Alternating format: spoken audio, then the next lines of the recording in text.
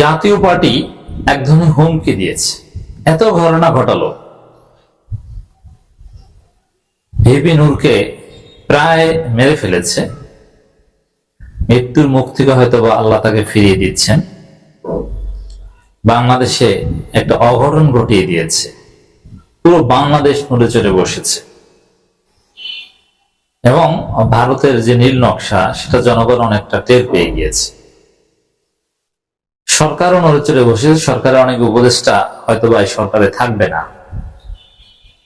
সরকারের সক্ষমতা বা সেনাবাহিনীর সাথে সরকারের দূরত্ব স্পষ্ট হয়ে গিয়েছে।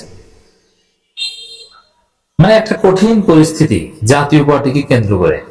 সেই জাতীয় পার্টির মধ্যে কোনো অনুশোচনা নেই, কোনো অনুতপ্ততা বোধ নেই, তাদের মধ্যে কোনো ভয় নেই, অথচ তাদের পার্টি অফিসগুলো জয় বাংলা করে দিয়েছে।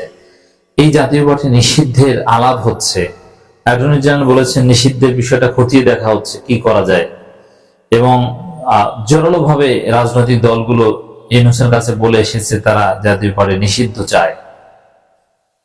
কিন্তু জাতীয় পার্টির মধ্যে কোনো ভয় নেই, তারা উল্টো হুমকি দিচ্ছে। আচ্ছা, এই জাতীয় পার্টিতে কোনো শক্তি নেই, এটা তো সবাই জানে যে জাতীয় পার্টির একটা ধনচে রাজনৈতিক দল, তাদের কর্মী নাই, সুসংগঠিত না, তাদের কমিটি নাই, তাদের ভোট নাই, কিছু না, এবং তারা অনেক ভাগে বিভক্ত। কিন্তু তারপর তার হুমকি দেয় কিভাবে? কি হুমকি দিয়েছে দেখেন, কোনো আঘাত এলে জবাব দিতে হবে। এর মানে এই যে জাতীয় পার্টির পার্টি অফিসে হামলা করছে বা অগ্নিসংযোগ করছে, জয় বাংলা করছে, জাতীয় পার্টি নেতাদের হাতের কাছে পেলেও জনগণ থাপড়ায় দাঁত ফেলে দিবে। তো এর প্রেক্ষিতে জাতীয় পার্টির মহাসচিব শামীম হায়দার পাটোয়ারি বলছেন যে পাল্টা জবাব দিতে হবে। এই সাহসটা কোথায় পেলেন? এই সাহস থাকার কথা নয়। আবার অফিসে যাচ্ছেন, ডেইলি অফিসের ভিতরে যাচ্ছেন, সংবাদ সম্মেলন, কার সাহসে যাচ্ছেন? ওরা তো কুত্তার মতো পালানোর কথা, ল্যাজ গুটিয়ে পালানোর কথা, তরুণ প্রজন্মের ধাওয়া খেয়ে। কিন্তু না, জাতীয় পার্টি চালায় এখন সেনাপ্রধান ওয়াকারুজ্জামান। সেনাপ্রধানের কথায় জাতীয় পার্টি এখন চলে এবং হুমকি দেয়, পাল্টা আঘাতের কথা বলে। কোন আঘাত এলে জবাব দিতে হবে, এর অর্থ হচ্ছে পাল্টা আঘাত করতে হবে। রবিন ফারানার একটা থিওরি আছে না, হ্যাঁ অবশ্যই আপনি আমাকে আঘাত করলে গুন্ডা নিয়ে আসবো, মানে সোজা সাপটা কথা, যে গুন্ডা বাহিনী তিনি পালেন। ঠিক তদ্রুপ কোন আঘাত এলে পাল্টা আঘাত করতে হবে, এটাই হচ্ছে শামীম হায়দার পাটোয়ারির বক্তব্য। যে এত বড় কথা জাতীয় পার্টি কিভাবে বলে? সেনাপ্রধানের আশ্বাসে, সেনাপ্রধানের প্রশ্রয়ে, অথবা সেনাপ্রধান নিজের বক্তব্য এটা। এবং আইএসপির বিবৃতি দেখেছেন আপনার, কতটা নির্লজ্জ।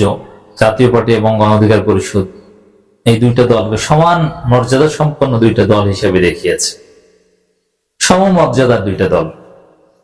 যে দুইটা দলের মধ্যে, এবং দুই দলের অধিকার রয়েছে, বিএনপি, তারেক রহমান, সবাই, জাতীয় পার্টি, গণ অধিকার পরিষদ, উভয়ের সমান অধিকার রয়েছে, এভাবে বলছেন। তো দর্শক, এবং তাদের নিষিদ্ধের যে আলাপ তুলছে এর বিরুদ্ধে হুমকি দিচ্ছেন যে আমাদের নিষিদ্ধ করা হবে, আমাদের নিবন্ধন বাতিল করা হবে, খবর আছে। এত বড় সাহস কিছুতেই হওয়ার কথা নয়। যেখানে এরা এখনো গ্রেপ্তার আতঙ্কে আছে, এদেরকে বরং গ্রেপ্তার করা হতে পারে, সরকার বলেছে যে ব্যবস্থা নেওয়া হবে, ছাড় দেওয়া হবে না। তাতে তো জাতীয় পার্টি এখন পালানো কথা, সংবাদ সম্মেলন করার সাহসটা পায় কোথায় এরা? সেনা প্রধানের প্রশ্রয় এই সাহস পেয়েছে, সেনা প্রধান এই সংবাদ সম্মেলন করিয়েছে, এই হুমকি দিচ্ছে। অতএব এর প্রেক্ষিতে জনগণকে জরুরি ভিত্তিতে প্রস্তুতি নিতে হবে। জাতীয় পার্টিকে ওই পিনাকি ভট্টাচার্য বলেছে না, ওইটি থিওরি ফাইনাল, যে আসলে ওয়াকার কিছু করতে পারবে না, চেষ্টা করবে কিন্তু পারবে না। তবে আমাদের করণীয় সেটা হচ্ছে আওয়ামী লীগকে, ফেসিবাদকে মাইরের উপর রাখা, দৌড়নির উপর রাখা। আর ওই এসালমের টাকা, যে 2500 কোটি টাকা, ওই 2500 কোটি টাকা কোন জায়গায় কি আসে? যেমন এই প্রজন্ম 71 মানে এরকম যারা ওই এসালামের টাকাকে সামনে আসবে, মুক্তিযোদ্ধা নামে আর যে নামে আসবে না কেন, ওদেরকে পিটিয়ে হাত পা ভেঙে দিতে হবে, তারপরে পুলিশে দিতে হবে। এই কাজটা করতে হবে। জাতীয় পার্টির ক্ষেত্রেও আমাদের করণীয় এইটাই। সেনাবাহিনী এমন ভাবে প্রশ্রয় দিচ্ছে, সরকার কিছু করতে পারবে না। যেমন আপনাদেরকে একটু মনে করিয়ে দিই, এই সেনাবাহিনীর এই যে যত গুম কমিশন, গুম, বিডিআর বিদ্রোহ, এগুলোর সাথে জড়িত কারা? এগুলোর বিচার কিন্তু করতে দিচ্ছে না ওয়াকার, সরকারকে সহযোগিতা করছে। এমনকি ট্রাইব্যুনালে জাতিসংঘের প্রতিবেদনে প্রায় 72 জন সেনা অফিসারের সংশ্লিষ্টতা প্রমাণ দিয়েছে জুলাই গণহত্যার সাথে জড়িত। সে 72 জনের মধ্যে কেউ কেউ সফট অভিযোগে অভিযুক্ত এবং 22 জন সেভিয়ার। আমরা 22 জনকে ধরে নিই, ওই 22 জনের মধ্যে 5 জন পালিয়েছে, আর 17 জন এখনো চাকরি করছে গুরুত্বপূর্ণ পদে, এবং তারা ওয়াকারের খুব ক্লোজ। ট্রাইব্যুনাল চেয়েছে যে যাদের বিরুদ্ধে অভিযোগ, তাদের বিরুদ্ধে প্রমাণ পেয়েছে, তারা তদন্ত করেছে, গ্রেফতার করাতে যাচ্ছে। কিন্তু ওয়াকার কোনোভাবেই এটা করতে দিচ্ছে না। আর এটা এই তার ডান হাত বাম হাত সেনা অফিসারদের বাঁচাতে যে শেখ হাসিনার বিচার দিয়ে বাধাগ্রস্ত করছে ওয়াকার। এবং প্রধান বিচারপতির কাছে যাওয়ার অনেকগুলো কারণের মধ্যে এটা একটা কারণ, যে তার সেনা অফিসারদের, সার্ভিং সেনা অফিসারদের বাঁচাতে হবে। যারা পালিয়েছে তাদের বিরুদ্ধে কিছু করলে করুক, কিন্তু যারা সাহস করে ওয়াকারের সাথে থেকে গেছে, কমপক্ষে 17 জন, আমরা 72 জন সব বললাম না, কিন্তু ন্যায় বিচার স্বাধীন হলে, সেনাবাহিনীর যদি এই অপতৎপরতা না থাকতো, তাহলে 72 জনেরই অ্যাটলিস্ট বিচার হবে। বিচার হলে যে তারা দোষী হবে তা না, অভিযোগ যেহেতু এসেছে, বিচারের মাধ্যমে 72-এর অনেকে, আমরা বলছিলাম জাতিসংঘের প্রতিবেদন মানে ওহি না, বিচারের মাধ্যমে অনেকে খালাসও পেতে পারে। তার মানে আসলে এই অপরাধীদের নানানভাবে ওয়াকার বাঁচাচ্ছে, এরকম জাতীয় পার্টির অপরাধীদেরও ওয়াকার বাঁচাচ্ছে। ওয়াকারের তৎপরতায় জিএম কাদের এখনো গ্রেপ্তার হচ্ছে না, অথচ ভুয়া মামলায় নাসিরউদ্দিন সাথী, তৌহিদ আফ্রিদিরা গ্রেপ্তার হয়েছে। একদম মিথ্যা মামলা, এটা সবাই জানে যে হত্যা মামলায় তারা জড়িত না। হ্যাঁ, তৌহিদ আফ্রিদির অপরাধ হচ্ছে এই কন্টেন্ট ক্রিয়েটরদের নির্যাতন বা হারুনের সাথে সংশ্লিষ্টতা, এগুলো নিয়ে তৌহিদ আফ্রিদির বিচার হোক, কোনো আপত্তি নেই আমাদের। কিন্তু ভুয়া মামলা গ্রেপ্তার করা হয়েছে। কিন্তু ওই একই মামলায় বা একই টাইপের মামলায় জিএম কাদের আসামি, তাকে কিন্তু ধরা হচ্ছে না, মানে তাকে ধরতে দেওয়া হচ্ছে না। তো এই জন্যে জাতীয় পার্টির যে এই হুমকি, এর বিপরীতে জনগণের করণীয় একটাই, যে জাতীয় পার্টিকে আওয়ামী লীগের মতো ট্রিটমেন্ট দিতে হবে, ঔষধ দিতে হবে, যেখানে পাবেন পিটাবেন। ওদের অফিস কতদিন সেনাবাহিনী পাহারা দিয়ে রাখবে, ওদের অফিস মাটির সাথে মিশিয়ে দিতে হবে, বুলডোজার দিয়ে ভেঙে ফেলতে হবে। সেনাবাহিনী যাবে, কিন্তু হাজার হাজার জনতা ওখানে গেলে সেনাবাহিনী পিছু হটবে। যেরকম ধানমন্ডি 32 রক্ষা করতে সেনাবাহিনী গিয়েছিল, কিন্তু পারে নাই, পিছু হটেছে। ওরকম জাতীয় পার্টিকেও জনগণ এমন ভাবে জয় বাংলা করবে, রক্ষা করতে পারবে না। দল হিসেবে নিবন্ধন বাতিল হতে পারে এমন কোন কাজ জাতীয় পার্টি করেনি দাবি করে আঘাতের জবাব দিতে নেতাকর্মীদের প্রস্তুত থাকার আহ্বান জানিয়েছেন দলটির মহাসচিব বেশে শামীম পাটোয়ারি। অর্থ হচ্ছে জাতীয় পার্টি এখন মারামারি করবে, নিজেরা তো মারামারি করতে পারবে না, এই জন্য ওই সেনাবাহিনী পুলিশকে তো আগে ধন্যবাদ জানিয়েছি। সেনাবাহিনী পুলিশকে সামনে নিয়ে পেছন থেকে তারা একটা স্লোগান দিবে, তাদের মাইটটা করে দিবে সেনাবাহিনী পুলিশ, যেরকম নুরুর উপর হামলার ক্ষেত্রে দেখেছি। শুধু জাতীয় পার্টি তো গণ অধিকার পরিষদের সামনে 2 মিনিটও মাঠে টিকতে পারবে না। অতএব দর্শক, ওরা জনগণকে হুমকি দিয়েছে, আর জনগণ প্রস্তুতি নেন ওদের একদম পিটিয়ে, কোনো আইন নিষিদ্ধ ওগুলো যাই হোক, জাতীয় পার্টিকে সামাজিকভাবে পিটিয়ে ওদেরকে, ওদের রাজনীতি মাটির সাথে মিশিয়ে দিতে হবে, ওদের অফিস স্থাপনা বুলডোজার দিয়ে মাটির সাথে মিশিয়ে দিতে হবে। বাংলাদেশে এই মুহূর্তে একটা নাটকীয় পরিস্থিতি বিরাজ করছে, একটা জটিল সমীকরণের মুখে বাংলাদেশ। যে কোনো সময় যে কোনো অঘটন ঘটে যেতে পারে। দেশের জনগণের মধ্যে নানান শঙ্কা বিরাজ করছে। কেউ বলছেন যে দেশে 111 কার্যত ঘটে গেছে বা ঘটে যাচ্ছে, আমরাও প্রেডিকশন করছি যে 24 ঘন্টার মধ্যে বা 48 ঘন্টার মধ্যে কিছু একটা হচ্ছে। আপনারা দেখেছেন যে অনেকগুলো ঘটনা, ভিপি নূরের উপর হামলার ঘটনা, এটা ইন্টেনশনাল। রাজশাহী বিশ্ববিদ্যালয়ের ছাত্রদল নির্বাচন বানচাল করতে চায়। চট্টগ্রাম বিশ্ববিদ্যালয়ের শিক্ষক শিক্ষার্থীদের উপর বিএনপির লোকজনের নেতৃত্বে হামলা, আবার বিএনপি নাটক করে, ছাত্রদল আবার তার প্রতিবাদে বিক্ষোভ করে। প্রধান উপদেষ্টা রাজনৈতিক দলগুলোর সাথে মিটিং করে, বিএনপি আবার শিডিউল চেঞ্জ করে। জামাত নেতাদের মুখে হাসি নাই, গতানুগতিক কথাবার্তা। প্রধান উপদেষ্টার সাথে সেনাপ্রধানের প্রধান বিচারপতির সাথে সেনাপ্রধানের বৈঠক, আবার প্রধান বিচারপতির সাথে মার্কিন ভারপ্রাপ্ত রাষ্ট্রদূতের কথিত সৌজন্য সাক্ষাৎ, দ্যাট মিনস ওটা একটা বৈঠক। পিটার হাসের হঠাৎ করে বাংলাদেশ সফর, সব মিলে নানান উদ্বেগ উৎকণ্ঠা যে কি হচ্ছে, কি ঘটতে যাচ্ছে। যাই ঘটুক না কেন, পিনাকি ভট্টাচার্য কিছু সুখবর দিয়েছেন। এই সুখবরগুলো তাৎপর্যপূর্ণ। দেখেন, পিনাকি ভট্টাচার্য বাংলাদেশের রাজনীতির পার্ট অ্যান্ড পার্সেল। আমি পিনাকিকে অনেক রাজনৈতিক দলের চাইতে পাওয়ারফুল মনে করি। পিনাকি কোনো একটা কিছু বললে, কোনো দিকে মোড় দিলে সেটা তাসির করে, প্রভাব পড়ে। এবং পিনাকির সেই বক্তব্যের ফলে রাজনীতি নড়ে চড়ে বসে, এরকম ঘটনাও আছে। এবং বাংলাদেশের রাজনীতির অনেক ইতিহাস রচনা করেছেন পিনাকি। যেমন ধানমন্ডি 32 কেন্দ্রিক যে একটা নতুন ইতিহাস, ধানমন্ডি 32 জয় বাংলা করে কেউ সাহস করেনি, কেউ পারত না, পিনাকিরা করেছে। আবার বাংলাদেশের রাজনীতির ন্যারেটিভ চেঞ্জ করে দিচ্ছে। এই যে 1971 সালে 2000 শহীদ হয়েছে, এটা পিনাকি ছাড়া অন্য কেউ বলতে সাহস পেত না, তথ্য প্রমাণ জোগাড় করতে পারলেও বলার সাহস লাগে। আরো অনেক হিস্ট্রিক্যাল ন্যারেটিভ চেঞ্জ করে দিচ্ছে। সেই মুঘল আমল থেকে পিনাকি ভট্টাচার্য ন্যারেটিভ নির্মাণ করা শুরু করছেন। এই হিস্ট্রিক্যাল বিভিন্ন পয়েন্ট রাজনীতিতে নিয়ে আসছেন, সহি ইতিহাস তুলে ধরছেন। অতএব পিনাকির কোনো একটা অ্যানালাইসিস, এটা তাৎপর্যপূর্ণ হিসেবে আপনাকে দেখতে হবে যদি আপনি রাজনীতি বুঝতে চান। আর Pinaki doesn't mean only Pinaki. Pinaki means Mahmudur Rahman, সাংবাদিক ইলিয়াস। আর মাহমুদুর রহমান, ইলিয়াস, এদের হাতে বিরাট বিরাট মিডিয়া আছে। ইলিয়াসদের বাংলা এডিশন এটা অনেক পাওয়ারফুল। মাহমুদুর রহমানের আমার দেশ বাংলাদেশে এখন লিডিং নিউজ পেপার, জনগণের কাছে আস্থার প্রতীক। অতএব পিনাকির বিশ্লেষণের ভার আগে আপনাকে বুঝতে হবে। এবার আসি পিনাকি কি সুখবর দিয়েছেন।